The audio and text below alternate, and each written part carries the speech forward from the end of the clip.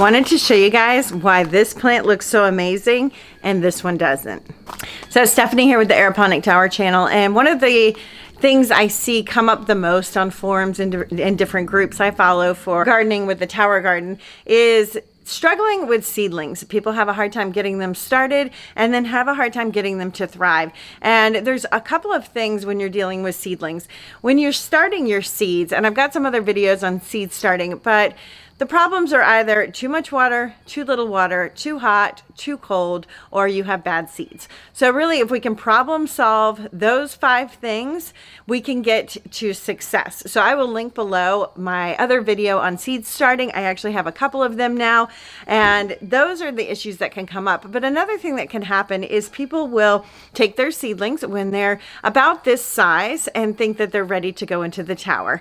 If you put your seedlings into your tower garden too early, what happens is it's going to go through a season of shock. When this goes in the tower, it starts to get a ton of water right away. These are aeroponics, which is a form of hydroponics, and they're just going to be inundated with water. One of the issues I mentioned is when germinating seeds and when getting strong seedlings is too much water. They're not ready to handle that much water when the roots are just getting established. You can also see here that this rock wool is almost non-existent. It has washed away. I can barely keep it together. It is starting to get some roots now, but these went in over a week ago, started at the same time. The only difference was this one was a little bit shaded out by some of the other ones and was smaller. So I didn't wait until these leaves, these true leaves, were close to 2 inches. I put them in when they were this size. They've actually grown 0 since they've been in here. This one has doubled in size since I put it in. So that is the difference. It's waiting until these are the right size to go in. So what will happen with this is you'll put it in and it may live. I think this one's going to be fine because I see some nice healthy roots,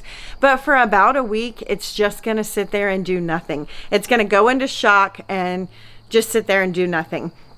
And what that does is that takes space up in our towers where we could be growing other food. I could have something like this growing for that week. This is going to double in size in the next week and actually would be ready to go on the table at that size because these are baby greens. This is replacing like the plastic tubs of baby greens that you would buy at the grocery store. So in another week, this would be ready to eat versus taking up a spot in a grow port where this has done absolutely nothing. So that is why I advocate to wait until your seedlings are the right size to go into your tower. It helps you to have a lot more food production on your towers. It helps to prevent loss. This could have very well drowned. I think it's going to be fine, like I said, but I have had many that don't make it when they go into the tower too early. And so let me show you what a seedling looks like when it is ready to go into the tower. It's so sad. It really is pathetic. This versus this. I should have waited until this plant was this size before putting it in, and it would have done totally fine. So I went and grabbed some seedlings, and I actually don't have any that are 100% ready to go in, but I can use these for just demonstration and to kind of cover the points that I think are most important to know when your seedling's ready to go into the tower. This is that same lettuce, and these leaves are still a little bit too small. I'd like them to get at least a ½ an inch bigger. I also am looking to see that there are roots growing on all 4 sides plus the bottom.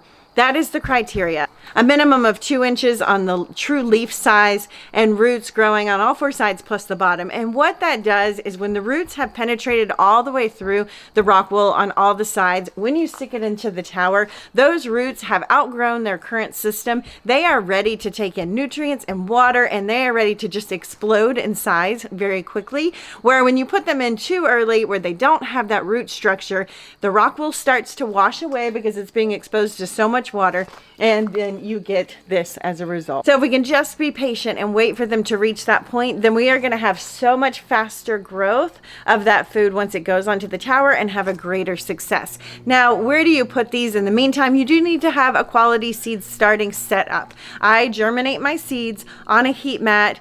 I covered the top with vermiculite. I put them under a grow light. Once they've and I put a dome on top. Once they've sprouted, I take off the dome and I let them start to mature in size. Once they have true leaves, so these are true leaves instead of those heart-shaped sprout leaves, then I will take them from inside to outside and start letting them get exposed to regular sunlight.